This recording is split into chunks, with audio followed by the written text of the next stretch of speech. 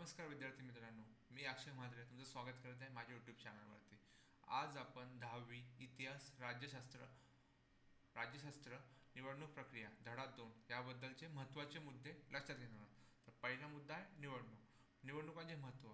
निवडणुकीच्या माध्यमातून जनतेकडून प्रतिनिधी म्हणजे जनतेतूनच एका प्रतिनिधीची निवड केली जाते. पहिला मुद्दा. शांततेच्या मार्गाने सत्तेत परिवर्तन होते, सत्ता परिवर्तन होते, प्रत्येकाला संधी मिळते, विविध राजकीय पक्षांना राज्य करायची संधी मिळते, समाज जीवनात बदल घडून येतात, लोकशाही पद्धती कायम टिकून राहते. हे महत्त्वाचे मुद्दे झाले निवडणुकांचे महत्त्व. नंतर लोकप्रतिनिधी कसे असावेत याबद्दलची माहिती आहे तुमच्या पृष्ठ क्रमांक 75वर. कार्यक्षम, जनतेची कदर करणारे, नम्र, चारित्र्यवान, विश्वासू आणि प्रामाणिक. नंतर प्रातिनिधिक लोकशाही. वाढत्या लोकसंख्येमुळे जनतेला राज्यकारभारात भाग घेण्याची संधी मिळत नाही. जनता आपले प्रतिनिधी निवडून देते. प्रतिनिधी जनतेला जबाबदार धरून जनकल्याणासाठी राज्यकारभार करतात. यालाच प्रातिनिधिक लोकशाही असे म्हणतात.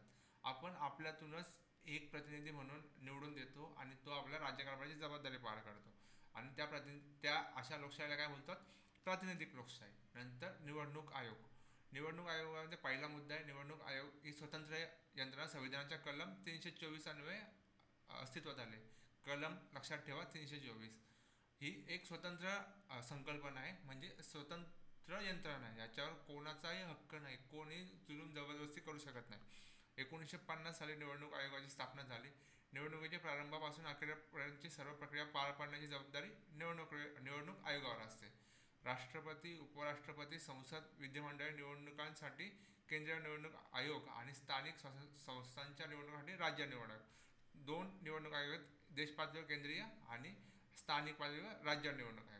आता निवडणूक आयुक्त, एकदम महत्त्वाचं पद. भारतीय निवडणूक आयोगात एक मुख्य निवडणूक आयुक्त, एक महत्त्वाचा निवडणूक आयुक्त असतो आणि अन्य 2 निवडणूक आयुक्त असतात. तिघांनाही समान अधिकार असतात, पण एक महत्त्वाचा असतो, एक मुख्य असतो. या आयुक्तांची नेमणूक कोणाकडून होते? तर राष्ट्रपतींकडून होते. कोणाकडून होते? राष्ट्रपतींकडून. राजकीय वा साध्या कारणावरून आयुक्तांना पदभ्रष्ट केले जात नाही. एकदम छोटं तुम्ही कोणती केस टाकली त्याच्यावरून त्यांना तुम्ही त्यांच्या पदावरून काढू शकत नाही. निवडणूक आयोगाचे स्वतंत्र संविधान जपले आहे. याच्यामध्ये निवडणूक आयोगाने स्वतंत्र संविधान आहे यांच्याकडे. केंद्र राज्यांचे कर्मचारी, शिक्षक यांच्या मदतीने निवडणूक आयोग आपले काम करत असतो. सुकुमार सेन, नाव लक्षात ठेवा. सुकुमार सेन हे स्वतंत्र भारताचे पहिले निवडणूक आयुक्त होते. पहिलं कोण होता? रिकाम्या जागा आले, जोड्या लावामध्ये आलं तर लक्षात ठेवा सुकुमार सेन. आता निवडणूक आयोगाची कामे काय काय असतात, कामाचा प्रकार बघूया आणि कामे बघूया आपण याच्यामध्ये. पहिला काम मतदार याद्यांसंबंधी. मतदार याद्या तयार करणे, वोटिंग लिस्ट तयार करतो आपण. नवीन मतदारांचा समावेश करणे म्हणजे ज्यांची 18 वर्ष पूर्ण झाली त्यांना ॲड करणे. मृत्यू व स्थलांतरांची नावे वगळणे, जे स्थलांतरित झाले एका ठिकाणी दुसऱ्या ठिकाणी गेले, ज्यांचा मृत्यू झाला त्यांची नावे वगळणे. अद्ययावत मतदार याद्या प्रसिद्ध करणे, मतदारांना ओळखपत्र देणे, वोटिंग कार्ड बोलतो आपण त्याला. सेकंड आहे निवडणुकीचा कार्यक्रम. निवडणुकीचे वेळापत्रक तयार करणे, निवडणुकीचा संपूर्ण कार्यक्रम निश्चित करणे आणि करून संचालन करणे. ते कसं काय कार्यक्रम कसा पूर्ण होईल याच्याकडे आपण लक्ष देतो. उमेदवार अर्जासंबंधी. उमेदवारांचे निवडणूक अर्ज स्वीकारणे.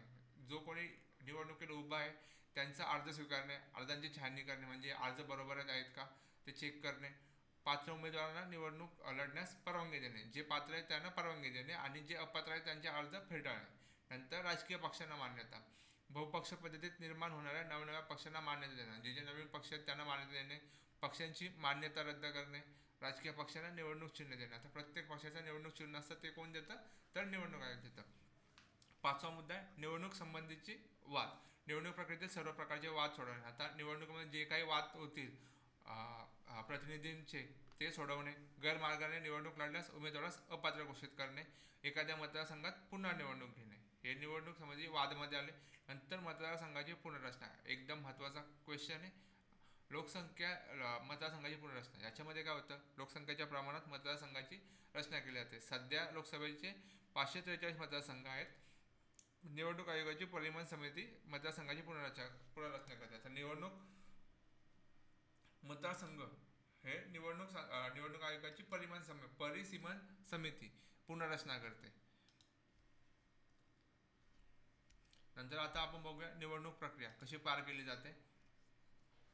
तर काही नावं लक्षात ठेवण्यासारखे. तर श्याम शरण नेगी हे हिमाचल प्रदेश याच्या नागरिकाचे पहिले मतदार ठरले, भारताचे पहिले मतदार होते. 25 ऑक्टोबर 1951 रोजी घेण्यात आलेल्या पहिल्या लोकसभा निवडणुकीत आपला मतदानाचा सर्वप्रथम हक्क बजावला. 102 वर्षांनी नेगीने 1951 पासून प्रत्येक वेळी मतदान केले. 2017 ते ब्रँड अँबॅसेडर होते. नाव लक्षात ठेवा, श्यामशरण नेगी. आणि पहिल्या निवडणूक कधी घेण्यात आली? 25 ऑक्टोबर 1951 रोजी. तर आता बघूया निवडणूक आयोगाची प्रक्रिया. पहिला, मतदारसंघाची निर्मिती करणे, मतयाद्या निश्चित करणे, उमेदवारांकडून नामांकन पत्र छाननी घेणे, निवडणूक प्रचार, प्रत्यक्ष मतदान, मतमोजणी, निवडणुकांचे निकाल, निवडणुकीसंबंधीच्या वादांचे निराकरण. ही सगळी प्रक्रिया आहे. संकल्पना चित्र म्हणून हे खूप वेळा आलेलं आहे. निवडणूक प्रक्रिया परत बोलतोय. मतदारसंघाची निर्मिती केली, मतयाद्या निश्चित केल्या, उमेदवारांकडून नामांकन पत्र त्यांची छाननी केली, निवडणूक प्रचार केला, प्रत्यक्ष मतदान केला, मतमोजणी केली, निवडणुकांचे निकाल लागले, निवडणूक संबंधीच्या वादांचे निराकरण केले. ही आता महानगरपालिकेची निवडणूक झाली, याच्यामध्ये तुम्ही स्वतः सहभागी होता, एक प्रकारे सहभागीच होता. तुम्ही तुमच्या डोळ्यासमोर बघितलं की काय काय होतं याच्यामध्ये. आता पुढचा, आचारसंहिता. निवडणुका खुल्या वातावरणात निष्पक्ष पद्धतीने घेण्यासाठी निवडणूक आयोगाने तयार केलेल्या नियमावलीला आचारसंहिता म्हणतात. निवडणूक आयोग एक रूल्स नियम देते आपल्याला की निवडणुकीच्या काळात तुम्ही असंच वागलं पाहिजे. निवडणुकीच्या काळात होणाऱ्या गैरप्रकारांना आळा घालण्यासाठी आचारसंहिता लागू केली जाते. आचारसंहिता निवडणूक काळात लागू होते. निवडणुकीच्या काळात सरकार, राजकीय पक्ष, उमेदवार यांना आचारसंहिता लागू होते. आचारसंहितेमुळे सामान्य मतदाराला दिलासा मिळतो. आता जे कोणी राजकीय पक्ष आहेत, सरकार आहे, राजकीय पक्ष, उमेदवार, त्यांनी कसं वागावं याचा नियम असतो आचारसंहितामध्ये. नंतर मुक्त व न्याय निवडणुका घेण्यासाठी आव्हान आहे. आता पुढचा मुद्दा आहे, निवडणूक प्रक्रियेत देशाचा विस्तार, प्रचंड लोकसंख्या नियोजन करणे, निवडणूक आयोगात होणारा आर्थिक व्यवहार, पैशांची देवाणघेवाण होते ती कमी करणे, गुन्हेगारी पार्श्वभूमी असलेले उमेदवार रोखणे, निवडणुकीदरम्यान होणारी हिंसा थांबवणे, हे निवडणूक आयोगाचे मुख्य काम आहे त्यांच्यामध्ये.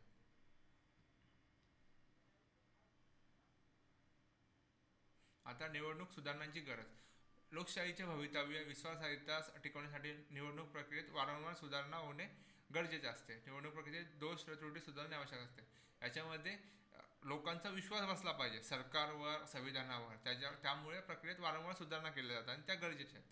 आता कोणत्या सुधारणा होणे आवश्यक होते? तर राजकीय पक्षांनी 50% महिलांना उमेदवारी द्यावी, गुन्हेगारी पार्श्वभूमी असलेल्या उमेदवारी देऊ नये, आर्थिक व्यवहार टाळण्यासाठी निवडणुकीचा खर्च सरकारने करावा.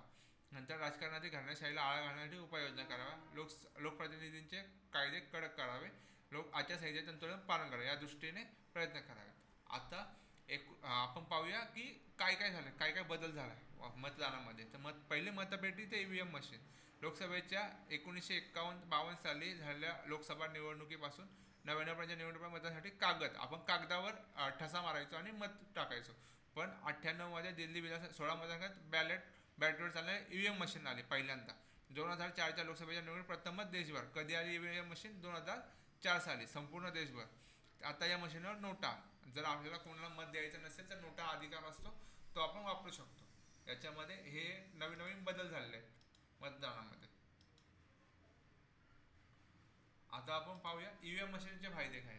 तर ईव्हीएम मशीन मतपत्रिकासाठी लागणाऱ्या हजारो टन कागदांची बचत झाली, वृक्षतोड थांबली, पर्यावरणाचे संरक्षण झाले, मतमोजणी सुलभ होऊन निकाल लवकर लागू लागले, शासकीय यंत्रणावरील भार कमी होऊन पैशांची बचत झाली, दिव्यांग व्यक्तींनाही मतदान करणे सोपे झाले. ईव्हीएम मशीनमुळे हे सगळं फायदा झाला की वृक्षतोड वाचली. कारण की पहिले आपण मतदान करायचो ते कागदावर करायचो ठसे मारून, त्याच्यामुळं वेळही जायचा तितके मतं मोजण्यासाठी. आता ईव्हीएम मशीनवर होते म्हणून आपण इझिली करू शकतो ते. म्हणजे पहिला आपला जो एका दिवसात मतमोजणी होते ती 1 दिवस लागायची, ते आपण 8 दिवसात आपल्याला सर्व निकाल लागले असतात. आता पुढं आपण काय जाणून घ्यायचं, निवडणुकाचे प्रकार.